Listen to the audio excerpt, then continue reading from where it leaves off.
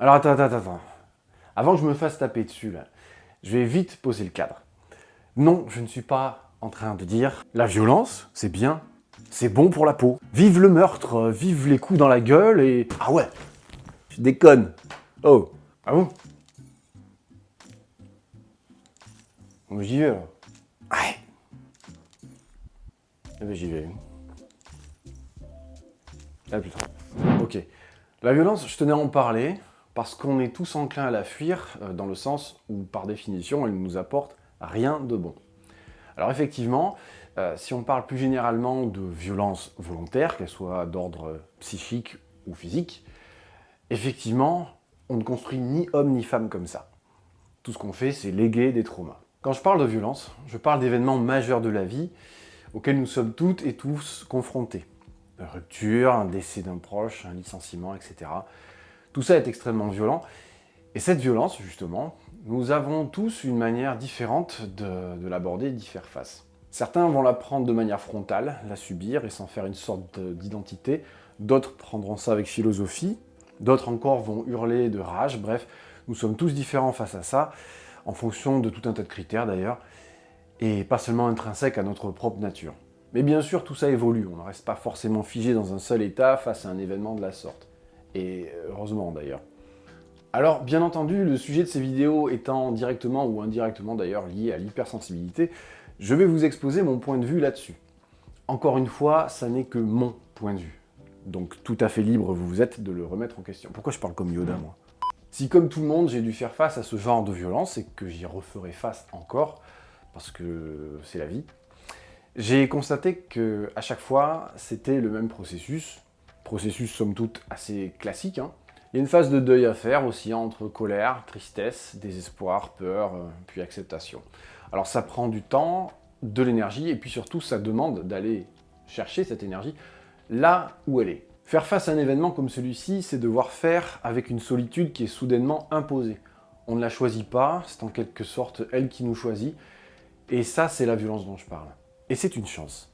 Oui, c'est une chance parce qu'à mon sens, cette violence-là, elle va mettre en lumière une sorte d'instinct de survie se traduisant bien souvent par un besoin de création ou d'existence.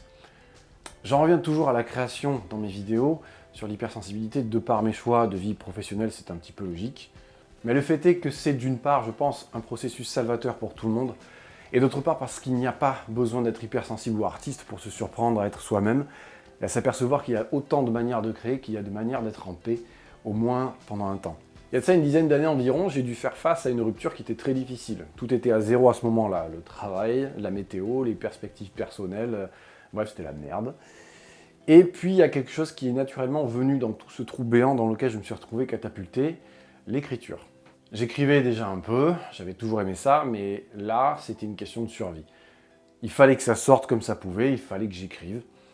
Alors j'ai ouvert un blog et j'ai commencé à écrire. Mes textes étaient à mon image à ce moment-là, confus, complexes, trop complexes d'ailleurs, donc incompréhensibles pour le lecteur. Mais peu importe, moi ça me faisait du bien et je les comprenais. Être dans cette démarche de création m'apaisait et c'était la seule manière que j'avais. Je me rappelle d'ailleurs avoir dit à la personne qui m'avait quitté avant qu'elle ne me quitte que j'aimerais écrire et en faire quelque chose. Et puis quand il y a subitement de la place, on a besoin de combler le vide. Ce qui hier était un projet qu'on maquillait d'excuses et de flemme, ouais, faut que je fasse ci, faut que je fasse ça, etc., devient subitement la bouée de sauvetage. Je n'ai pas eu d'autre choix que de m'en remettre à moi-même, bien que mes proches étaient aussi là pour me soutenir. Ceci dit, face à un événement comme celui-ci, somme toute assez banal, hein, on n'en reste pas moins seul face à la reconstruction. En gros, vous vous sauvez vous-même. En somme, j'avais besoin de tout remettre à zéro, de désapprendre, de formater ma vie et d'en changer les règles. C'était ma manière à ce moment-là de survivre et plus tard de vivre. Je n'ai aucun regret, car cet événement violent, comme d'autres plus tard, m'ont poussé vers la surface. Et franchement, je n'y serais pas arrivé sans cette violence-là. Je n'aurais pas vu, peut-être pas eu le courage de devoir me remettre en question, au point de faire une sorte de mise à jour dans ma manière de m'en sortir. Je crois en fait qu'un événement de la sorte peut nous rappeler une certaine humilité qui n'est pas facile de cultiver au quotidien, surtout dans le contexte social dans lequel on est tous. Alors cette violence, concrètement, on en fait quoi? Ben, je peux pas vous le dire, je ne suis pas vous. D'ailleurs, finalement, je suis personne. Mais ce que je peux dire, c'est que c'est un allié qui ressemble à votre pire ennemi. Vous la voyez, vous la fuyez, et quand elle vous rattrape, alors il faut se battre avec. Ouais, merde. C'est parfois long, difficile, plein de faux espoirs, mais tout ça vous pousse aussi dans vos retranchements, ce qui n'est jamais très agréable d'ailleurs.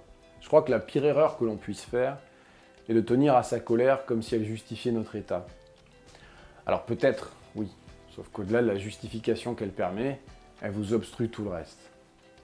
À savoir la tristesse, le calme, l'acceptation, la guérison. Je ne vais pas vous dire de ne pas rester en colère, car en soi, elle est aussi nécessaire et que selon les gens et les circonstances, elle a sa place.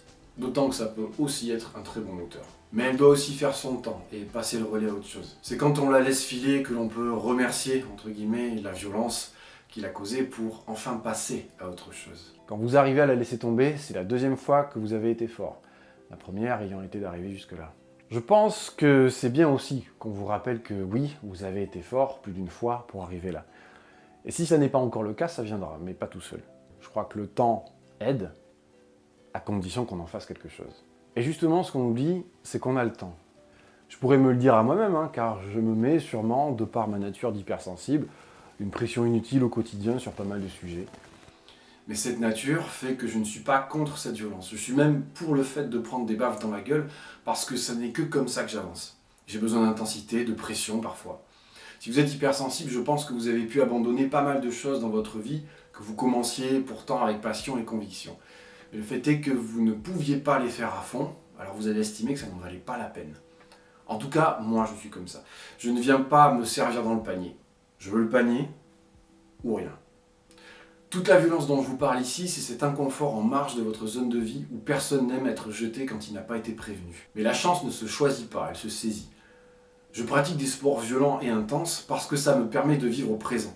Ça ne me laisse pas le choix, ça m'ancre dans le présent. Je dois prendre le train en marche, sinon je reste sur le bord de la route. Et ça, c'est hors de question. Je pense que l'hypersensible a une tendance à beaucoup s'écouter, mais c'est aussi que ça peut être un travers.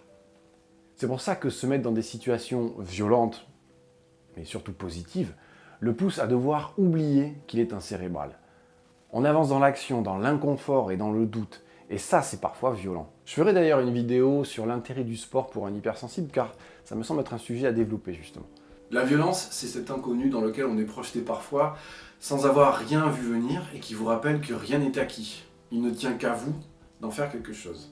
Et ça, encore une fois, c'est un choix que vous devez faire, ou plutôt que vous devrez faire, parce que vous n'aurez pas le choix si vous voulez évoluer. Et je crois que évoluer est le bon mot. C'est là qu'on se connaît le mieux. C'est là qu'on devient son propre meilleur pote. Personnellement, je ne crois pas aux miracles. Je crois aux exploits. Mais ce putain d'inconnu fait peur. Pourtant, c'est un élément fondamental de la vie de chacun. Personne ne passe au travers des mailles du filet. Et c'est dans l'inconnu, vers lequel ces violences nous poussent, que se trouve certainement le nouveau soi qu'il est temps de saisir. À ce sujet, j'ai quelques phrases qui m'accompagnent parfois dans la vie, comme des mantras. Et je vais vous en donner une que l'on m'a dite un jour, que je trouve d'une vérité violente. Je ne vais pas du tout vous dire comment l'interpréter, parce qu'à mon sens, il n'y a qu'une manière de le faire. Cette phrase, elle est très simple, et c'est celle-ci. Entre le désert et l'enfer, on préfère toujours l'enfer. Merci beaucoup d'avoir regardé cette vidéo. Encore une fois, c'était sur ma thématique de l'hypersensibilité, bien qu'elle s'en éloigne un petit peu, celle-là. Si elle vous a plu, n'hésitez vraiment pas à la partager, à la commenter, à mettre un pouce en l'air, à me faire vos retours comme vous voulez. En message privé, c'est vrai que j'en reçois pas mal. Et puis écoutez, prenez soin de vous, et moi je vous dis à très bientôt. Ciao.